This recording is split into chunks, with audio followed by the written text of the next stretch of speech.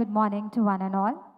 First of all, I would like to wish all the beautiful women here a very, very happy International Women's Day. It has never been and it will never be easy to be a woman. My topic for today's talk is preserving cultural heritage in the era of artificial intelligence. What is artificial intelligence? Artificial intelligence is the development of computer program in order to give it systems so that it performs tasks and makes decisions similar to what would require a human mind to do so. Some of the important tools for artificial intelligence include network neutrality, language processing, and machine learning.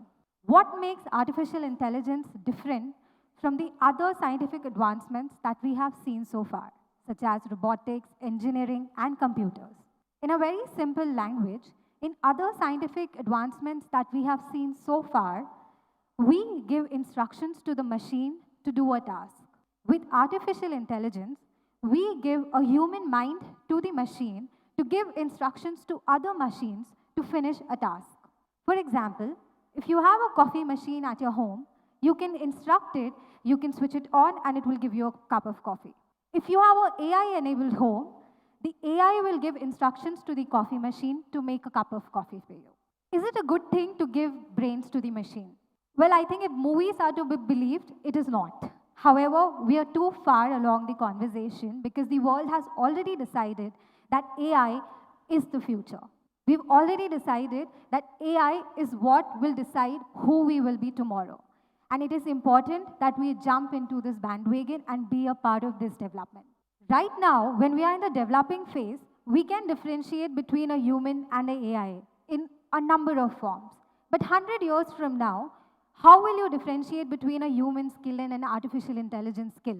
To explain this, I would like to take you to an incident that is mentioned in our Indian scriptures. When King Kansa wanted to kill Lord Krishna, he adopted a lot of techniques. In one of those techniques, he told the demon Brahmasur to go and kill Krishna. Brahmasur had a special power. He could take the appearance and form of any living being on earth. Brahmasur, now entitled with the task of killing a Bal Krishna, decided that, Krishna is a toddler. The best way to kill him is to take the form of his mother.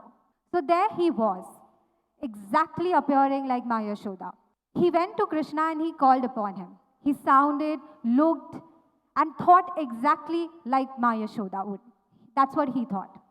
When Krishna looked at him, he said, Brahmasur, you've made the biggest mistake of your life. You have taken the form of my mother without understanding what motherhood is. This is exactly the kind of relationship we will have with AI in future. AI can replace any human skill possible, but it will never be able to replace how a human feels. It will never be able to replace a human instinct. And that is what we need to hold on to while we advance to the next stage of the scientific development. Coming to the next part of my topic, which is culture. What is culture? A culture is the legacy of a group or society in the form of their traditions, customs, physical artifacts. What will be the culture that we give back to our society? What will be the culture that we leave behind? What will be the culture that we leave as a legacy? Till now, we have seen our culture in the form of scriptures. Till now, we have seen monuments, we have studied about currencies, the trading systems being used. That will still exist. But our culture is going to be something more. Our culture will now also include the lifestyle that we are choosing to live. And it's very important that we take this lifestyle, we talk about it while advancing to the next stage of AI. Bhavish Agarwal, the owner, founder of Ola, in her recent podcast mentioned that if India needs to tell the India story of artificial intelligence, India needs to build the artificial intelligence. If we want our story to be told to the generations, we need to build the tool that will give the generations the India story. Because nobody else is going to do it. The West is not going to take the India perspective and develop an AI. India needs to develop its own AI in order to tell its own story to the people. And it's not very difficult. All of us are stakeholders when it comes to artificial intelligence. In future, artificial intelligence in 2030 will be an economy of $1,000 billion on its own. $1,000 billion is not a less amount. It will control 40% of the job market. It will create more jobs. Of course, it's going to replace a lot of jobs, but with advancement in AI, it will also be creating a lot of more jobs. AI will be in education sector. AI will be in transportation sector, in communication sector, marketing sector, in finance sector. So you don't really need to be a scientist, or you don't really need to be into science to give to AI. You can be in any sector and you can give to AI. You can adopt AI. You can talk about it. You can, for example, in healthcare, AI is the biggest boon. Just imagine if during COVID-19 we had the advanced AI technology that we have now, we would have been able to save lives of a lot of healthcare workers and a lot of first responders. AI will be able to reach to the last of the queue when it comes to health sectors. We'll be able to take the technology to the tribes that do not interact with us. We'll be able to save them through AI. In a human interference, we will not be able to probably do them. But with AI, we can do them. However, there's a big catch. AI currently, right now, whatever we have that has been developed by the West. The West is developing the AI according to the West story. The Indian dietary system has been very different from the dietary system that has been followed for ages by the West. We do not consume as much of meat. We do not consume as much of direct or original protein. So a medicine that will work for a Western body might not work for our body, because it takes times to dissolve a medicine, and it depends on your food intake how much time your body takes to dissolve a medicine. So for example, if tomorrow AI develops, with all the algorithm and data it develops a drug to cure diabetes, it might not work in the Indian system because they have not taken into consideration a vegetarian diet. They've not taken into consideration how our genes have developed from generations because our parents followed or chose a certain dietary preference. In fact, when it comes to India, South and North, East and West, we have different dietary systems. So we need to make sure that we feed all our data available to the system and create a system that works for us and that lasts for our generations, for our society. And it's very important that all of us, in doing any sector, in working in any sector, health was just an example, but in any sector that we work, we use the AI tools that are available to us and we tell the world what is missing in it. We, of course, take the advantage of it. You take advantage of it in whatever way you can, but you also tell, oh, this is there, but this is not how it used to happen traditionally. Maybe this, you can give your inputs and you can say that in case you want to make it more inclusive for language or for dietary preference or anything, you can give suggestions to the scientists, you can give suggestions to the companies that are developing AI, and that's how you can get included in evolving the AI. Homo sapiens as a species have survived for 300,000 years.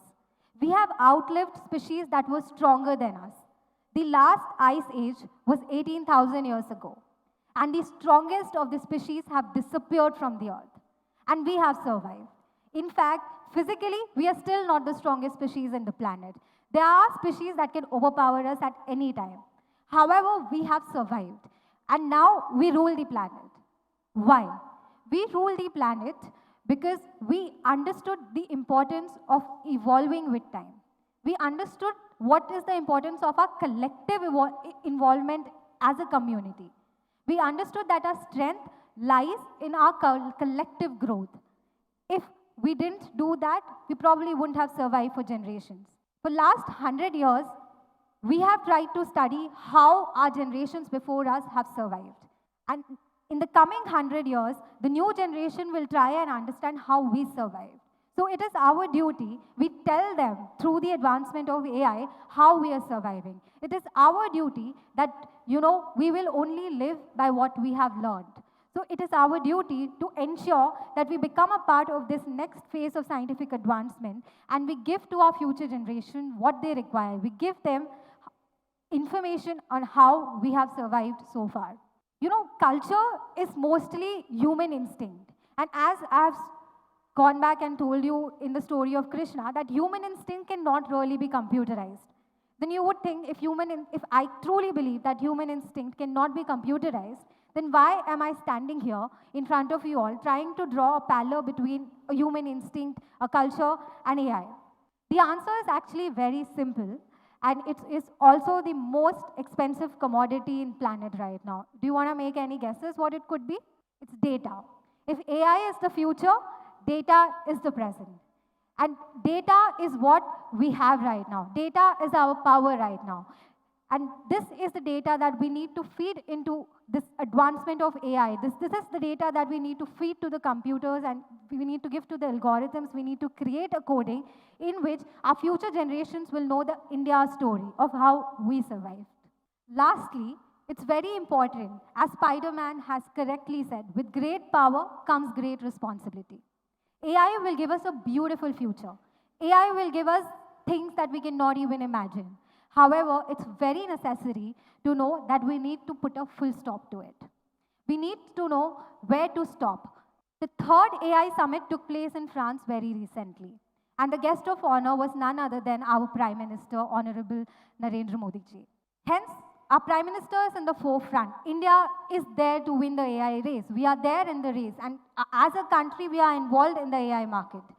But it's also important to ensure how to preserve our culture, how to preserve our ethics, how to know when to put a full stop.